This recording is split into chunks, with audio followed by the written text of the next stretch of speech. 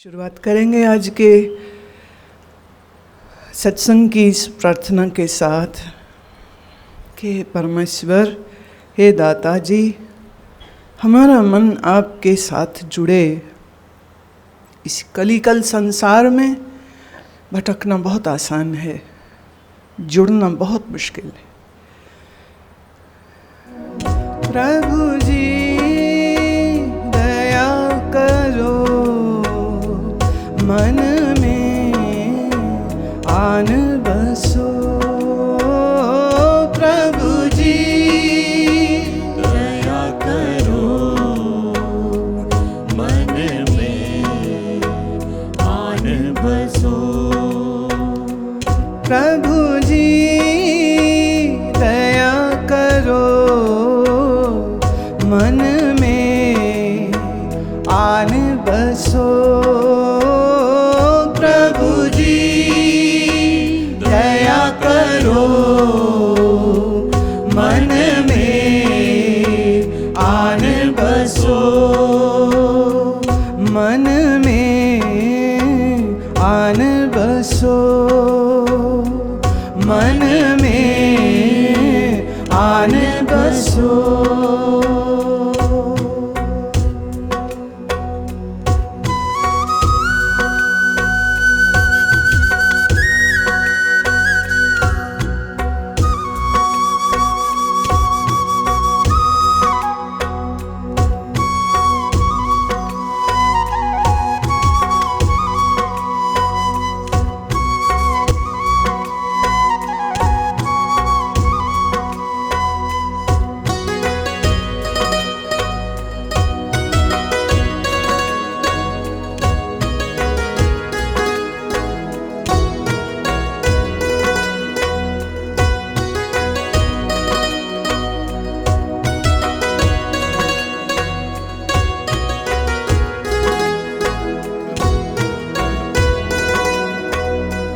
प्रभु जी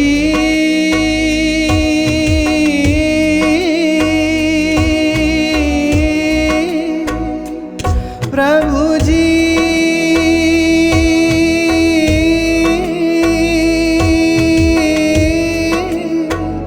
दया करो। प्रभु जी दया करो, मन में आन बसो। प्रभु जी दया करो, मन में आन बसो। प्रभु जी दया करो, मन में आन बसो। प्रभु जी दया करो, मन में दया करो, मन में आन बसो। मन में आन बसो, आन बसो, मन में आन बसो। मेरे मन में अंधेरा है, मेरे मन में अंधेरा है। कहीं दिखता ना उजियारा है, कहीं दिखता ना उजियारा है। एक आस मेरी तुमसे, मन प्यास लगी तुमसे। एक आस लगी तुमसे, एक प्यास लगी तुमसे। प्रभु जी दया करो, मन में आन बसो। प्रभु जी दया करो, मन में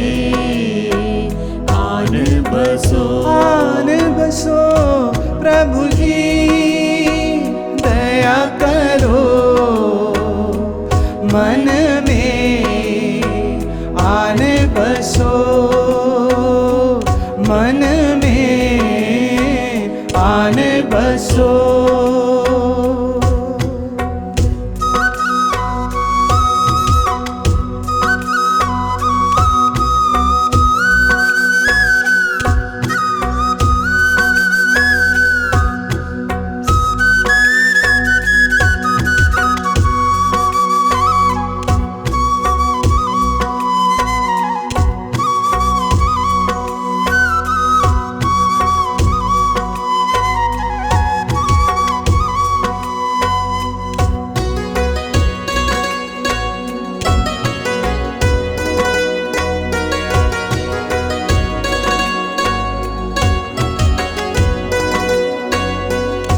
प्रभु जी दया करो,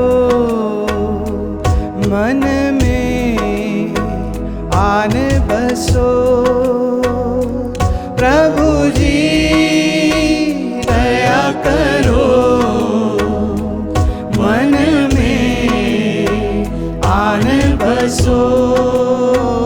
आन बसो, आन बसो, आन बसो, आन बसो, आन बसो।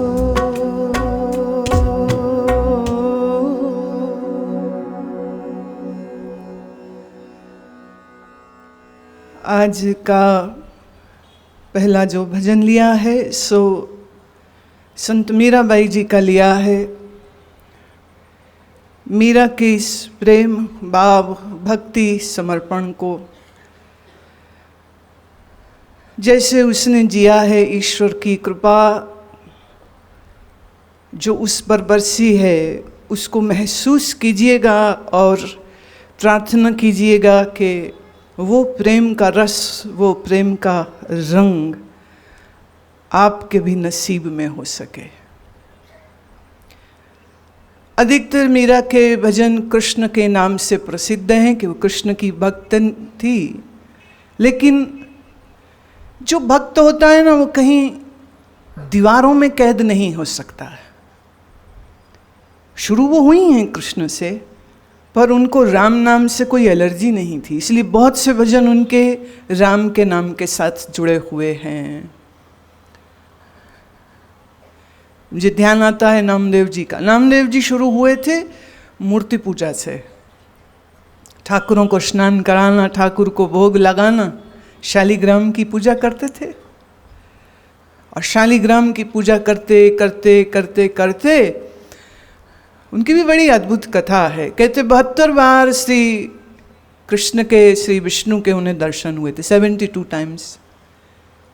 तो मन में बड़ा मद आ गया था, ये भी मद होता है ना, मुझे इतने बार दर्शन हुए।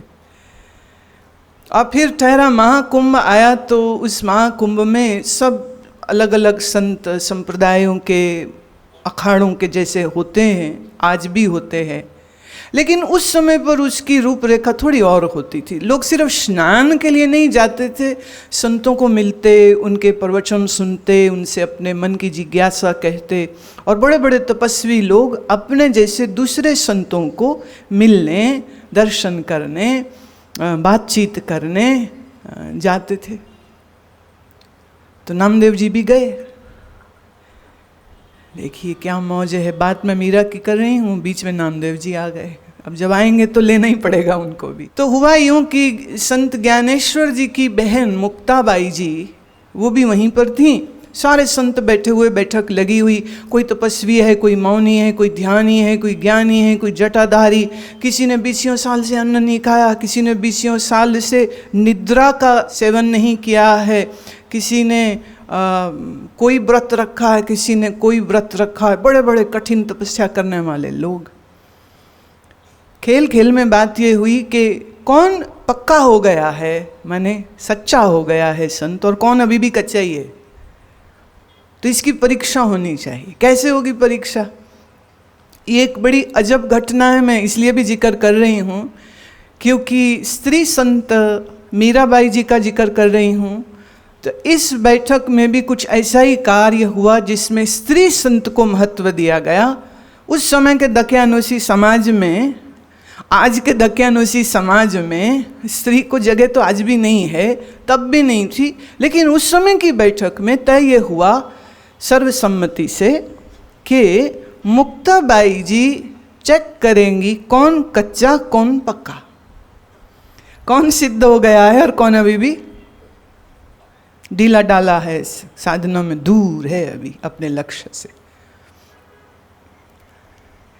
अब मुक्ताबाई जी ठहरी स्त्री वेश है, योगिनी है, महायोगिनी है, ज्ञानेश्वर जी की बहन हैं, तो उनको भी खेल सूझा। कहती देखो जब मैं मटका खरीदूं ना तो ठोक के देखती हूँ, बजा के ऐसे ना विद द नकल ऑफ द हैंड कि ये पक्का है या कच्चा है, तो उसकी आवाज़ से पता लग जाता है पक्का कि कच्चा। तो कहती मैं अब तुम सबके ये जो मटके हैं ना सिर वाले, मैं ये बजा के देखूंगी कौन पक्का है और कौन कच्चा है। सारे उसका सम्मान करते थे, किसी ने नहीं कहा ये क्या तरीका होता है, हाउ कैन यू जज एनीबडी बाय दिस। लेकिन ये सबको मालूम है कि वो तो अपनी अंतर्दृष्टि से देखेंगी, ना कि ऐसे बजा बजा के, तो खेल की बात है। तो मुक्ताबाई जी लगी घूमने, सब संत सन्यासी मौनी व्रती जपी तपी, और वो ऐसे उनके सबके खोपड़ी पे ऐसे ऐसे टक टक करे और कच्चा पक्का। वो बड़ों के तो दिल ऐसे ना मुंह को आ रहे थे कि अभी पता नहीं पक्का बोलेगी कि कच्चा बोलेगी। सबको शंका हो गई अपनी अपनी सिद्धियों पर, क्योंकि प्रश्न चमत्कारों का नहीं था, प्रश्न ज्ञान का था, प्रश्न आत्म साक्षात्कार का था, प्रश्न ब्रह्म साक्षात्कार का था। The highest state which a human being can possibly attain, the evolution of the consciousness. अब नामदेव जी वहाँ बैठे और वो तो बिल्कुल ऐसे ना कि मैं तो पास ही पास हूँ, 72 बार दर्शन हुए, छोटी बात है कोई, तो बड़े निश्चय से बैठे हैं। आई मुक्ताबाई जी, नामदेव जी की खोपड़ी में भी यूं यूं किया, कहती कच्चा। तो नामदेव जी के जो ध्यान लगे थे ना, वो पट से आंखें खुल गई। अरे पूरा महाराष्ट्र जानता था, वो उनके मंदिर में भूत के रूप में दर्शन, कुत्ते के रूप में दर्शन, कैसे कैसे स्वरूपों में दर्शन, क्या क्या उनके जीवन में नहीं घटा, सब जानते हैं। इनको कच्चा कह दिया तो बड़ा दुखी हो गए।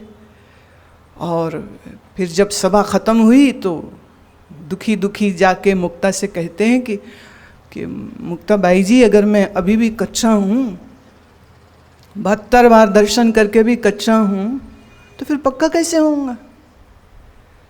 मुक्ता कहती पक्का तो तुझे मैं भी कर दूं, पर तू मेरे काबू नहीं आएगा। तेरा गुरु संत विशोबा खेचर हैं और वो इस समय जंगल में हैं, एक शिवालय में हैं। तुम उन्हें ढूंढ लो, उनके पास चले जाओ, उनकी शरणागति में जाओ, पक्का होने का राह वही बताएंगे।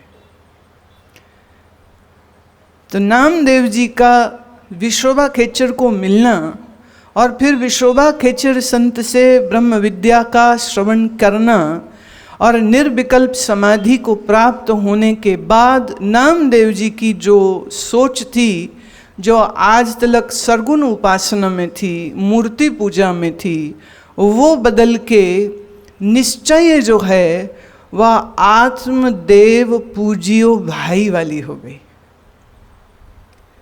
जिसके लिए कहा तो ही मोही अंतर कैसा, कनक कटल जल तरंग जैसा। अब कौन किसको पूजे और कौन पुजारी और कौन ईश्वर।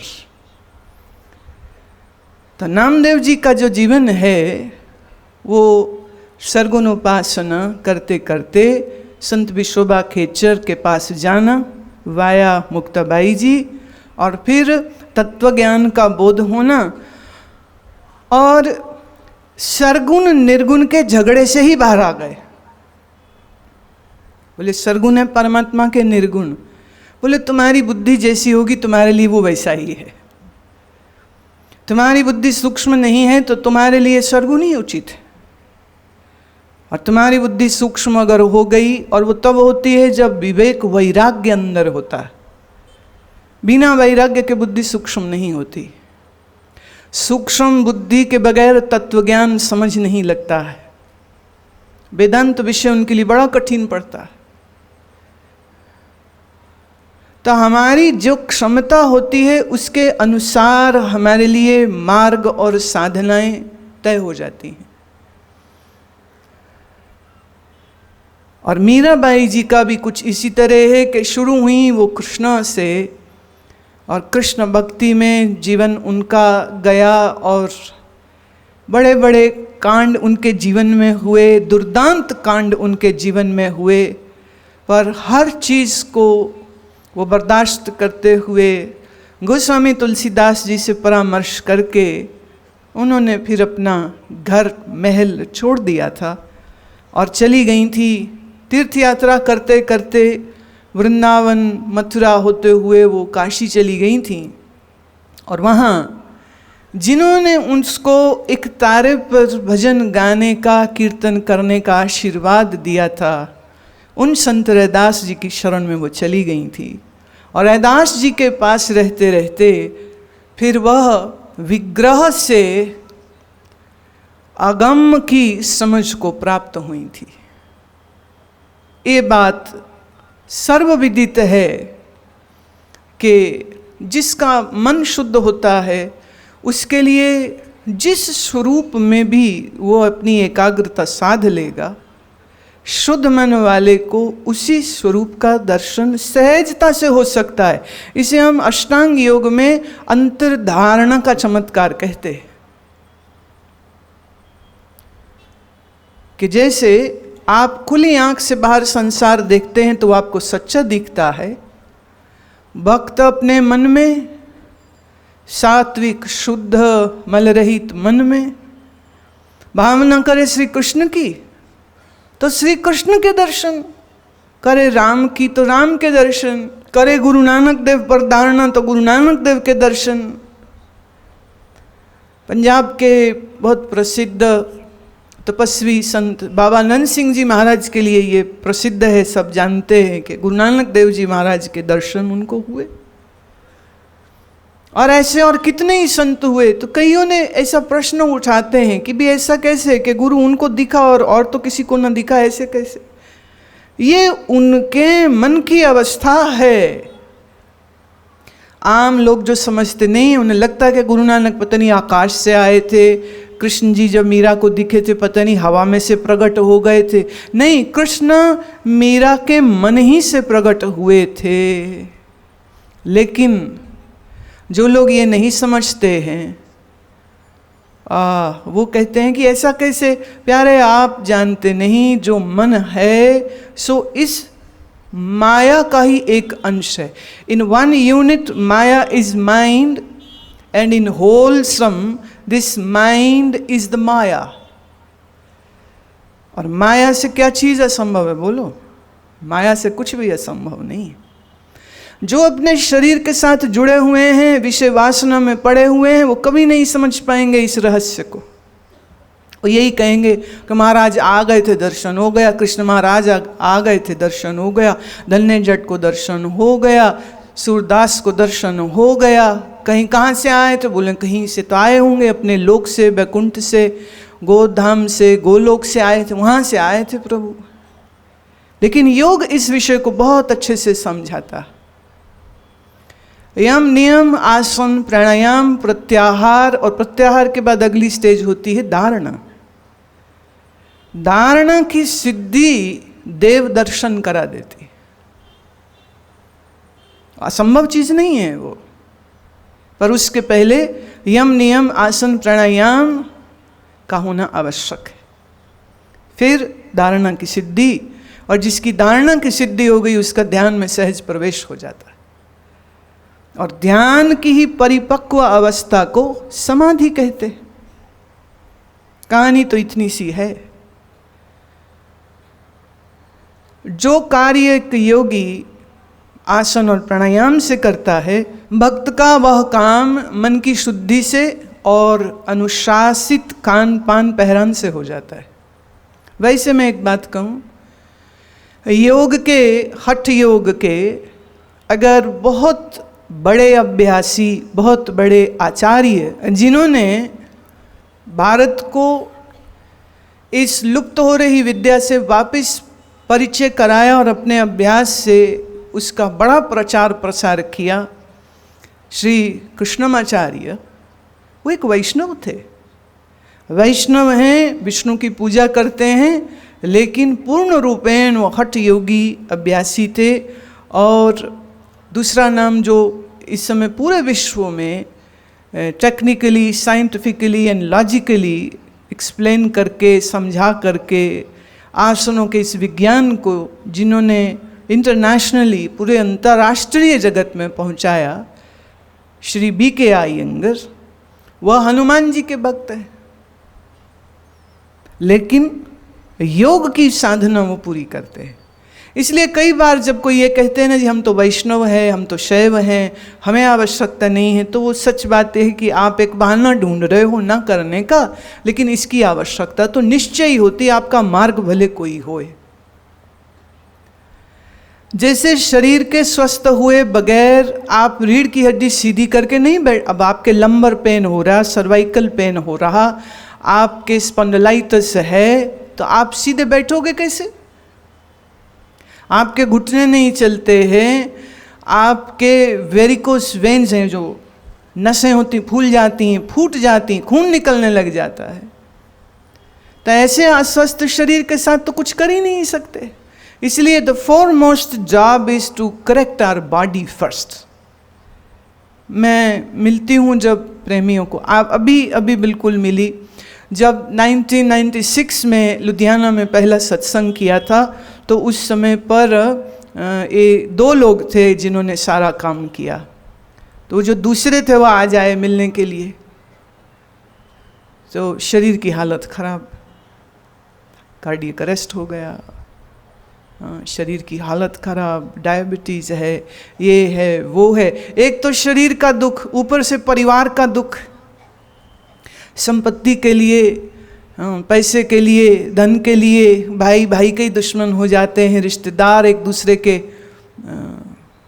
जान लेने वाले बन जाते हैं। तो मैं उन सज्जन से कह रही थी, मैंने कहा देखो आप हमारे बड़े प्यारे हो, आपको मैं इतना कहती हूँ, आधे रिश्तेदारों ने आपको धक्का मार दिया है, बाकियों को तुम मन से धक्का मार दो, आग लगे संसार को। क्या करना संसार जाके, क्या करना?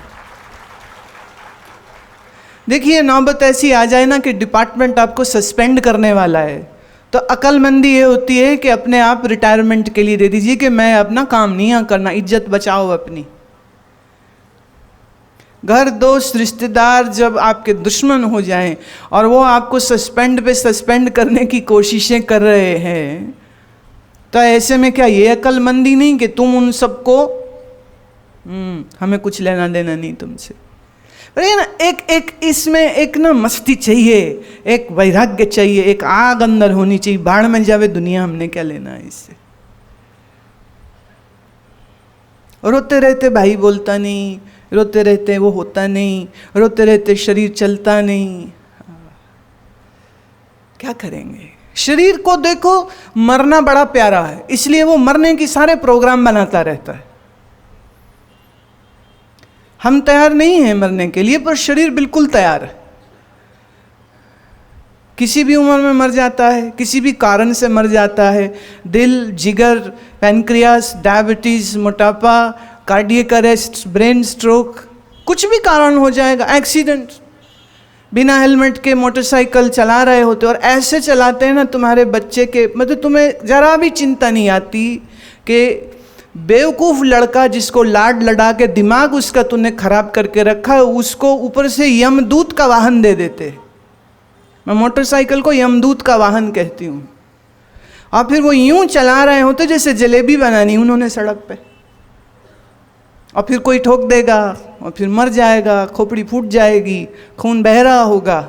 वो क्यों? क्योंकि मोटरसाइकिल के ऊपर भी वो फ़ोन हाथ में लेके गर्लफ्रेंड को SMS कर रहा है, अपनी सेल्फी खींच के भेज रहा है।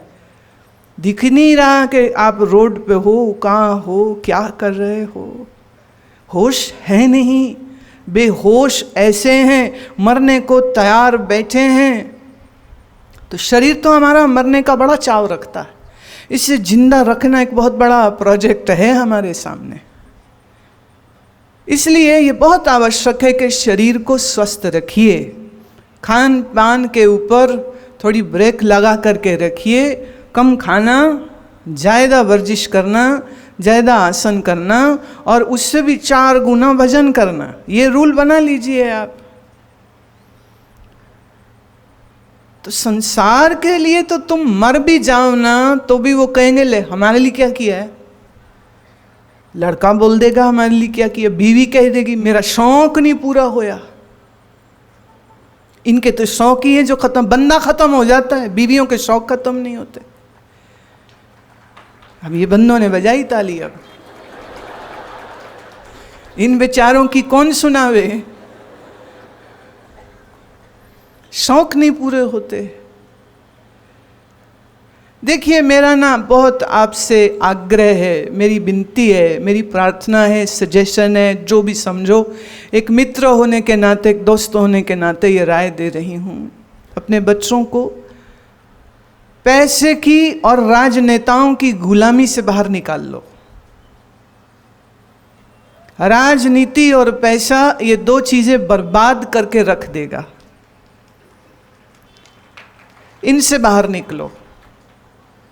तो धीरे धीरे धीरे धीरे क्या होगा, धीरे धीरे ये होगा कि वो जो जितने गलत लोग सत्ता का फ़ायदा उठाने के लिए, पैसा बनाने के लिए राजनीति में जा रहे हैं, वो धीरे धीरे उन्हें लगेगा कि मतलब राजनेता मतलब होना नहीं चाहिए। राजधर्म बड़ा उत्तम धर्म है, देश समाज की व्यवस्था के लिए वो चाहिए, पर राजधर्म करने वाला खुद धार्मिक तो हो, पहले धर्म का ढोंग ना करे, धर्म का पाखंड न करे, धर्म को दुकान न बनाए। तो धर्म के साथ जीवन जीने वाला जब राजनीति में जाएगा वहां भी अच्छा काम करेगा, अध्यापक, डॉक्टर, इंजीनियर, आर्किटेक्ट होगा, वहां भी बड़ा अच्छा काम करेगा। लेकिन इस समय अफसोस की बात यह है कि पूरी जो एक लहर है वो बस पैसा पैसा पैसा। गाने सुन लो, तुम्हारे किसी सभ्य घर में सुनने लायक है नहीं, लेकिन सब घरों में वही चल रहे होते।